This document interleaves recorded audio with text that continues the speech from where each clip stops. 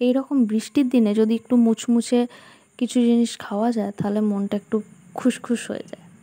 তো আমার ক্রেভিং হচ্ছিল এগ রোল খাওয়ার, কিন্তু এগই ছিল না। তো কি করা যাবে, বাইরেও বেরোতে পারছিলাম না বৃষ্টির জন্য, তাই এগ ছাড়াই রোল বানালাম।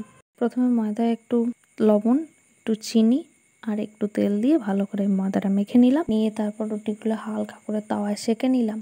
নিয়ে তারপর রিফাইন্ড তেল দিয়ে একটু লাল লাল করে ভেজে নিলাম। এগ নেই তাই এগ দেওয়া যাবে না, তো কি করা যাবে, আর অন্য কিছু স্টাফিংও খুঁজে পাচ্ছিলাম না, সেই জন্য একটু পটাটোই নিলাম।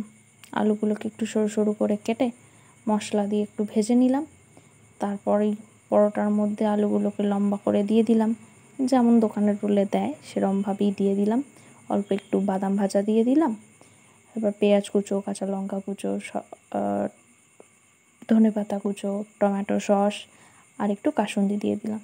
ব্যাস, তারপরে মুড়ে নিই সাবার। না, খেতে মন্দ ছিল না, যতটা ভেবেছিলাম মন্দ হবে ততটা মন্দ ছিল না। তো তোমরা একবার ট্রাই করে দেখতে পারো এই পটেটো রোল, কেমন লাগলো জানিও।